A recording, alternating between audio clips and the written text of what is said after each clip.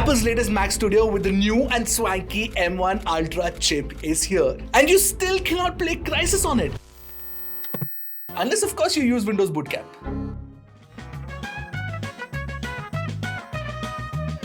Hi, I'm Arshad. Welcome to this week's episode of Retech, where we talk about the most pertinent news from the world of technology and some silly ones along the way. And if you haven't subscribed to our channel yet, trust me, somebody is going to stink up your toilet and you won't be able to enter it. What? No, really, that's going to happen. Bro, what are you talking about, man? Subscribe, yaar, and hit that bell icon.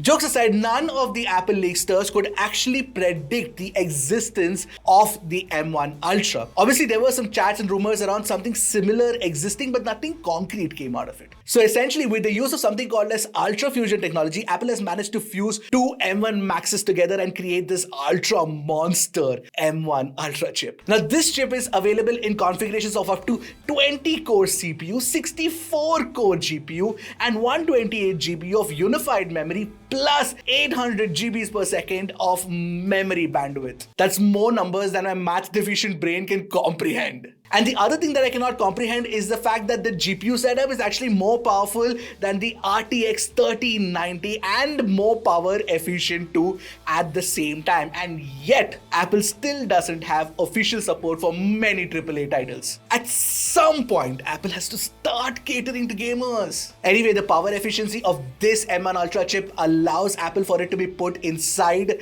a very tiny case. Now, it's still chunkier, much chunkier than the Mac Mini, but it is much smaller than many Mini ATX cabinets that I've seen. And most of it is taken up by this very cool, efficient cooling system which blows in air from the bottom and blows it out from the rear ventilation. The M1 Max variant of the Mac Studio starts at about 1,89,000 and the M1 Ultra variant starts at about 3,90,000, and the most spec'd M1 Ultra variant of the Mac Studio can go up to 7,90,000 rupees. I'm so poor that forget about affording the Mac Studio, I can't even afford to crack a joke on its pricing.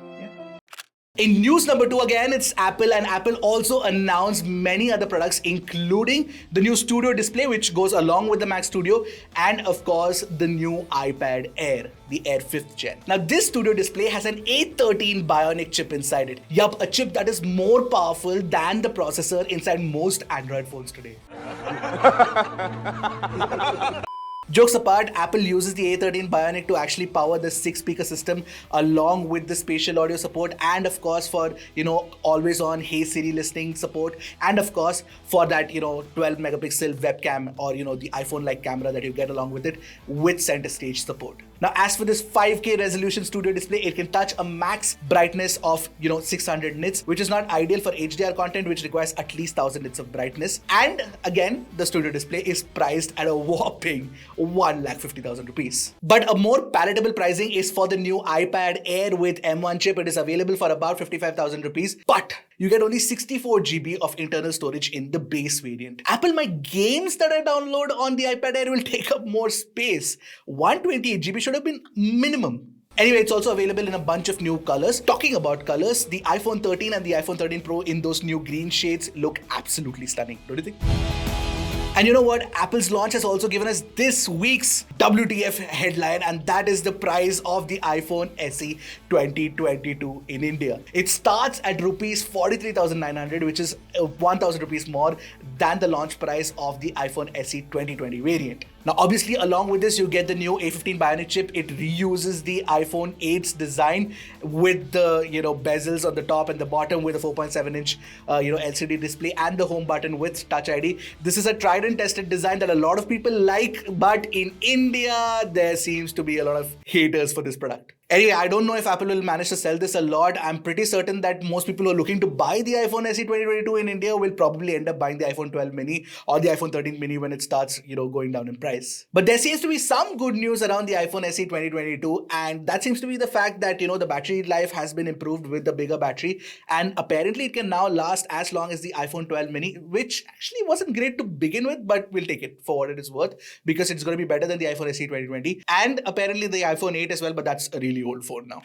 And talking about phones, we finally attended an offline launch event in India after a long time. Redmi launched its new Redmi Note 11 Pro and the Note 11 Pro Plus in Bangalore, and I'm really sad that we all did meet our old friends but for phones that are not really very exciting. I mean, the Redmi Note 11 Pro Plus, the pricing's fine. You get Snapdragon 695, 108 megapixel camera, a fantastic display with 1200 nits of brightness, AMOLED panel, all of that. Great. But we actually tested the phone. I mean, in the sense that we are actually in the process of testing the phone, and it cannot even do 4K video recording. Forget about that. It cannot even do 1080p 60 FPS video recording. And you know what? It cannot even play HDR videos on Netflix. How crazy is that? What's up with Redmi? Why have they downgraded it so much? Having said that, I do like one thing about the phone is that you get a 67-watt charger in the box in a day and age where Samsung is actually removing chargers from the box. So yeah, stay tuned for a full review. Hit that red subscribe button.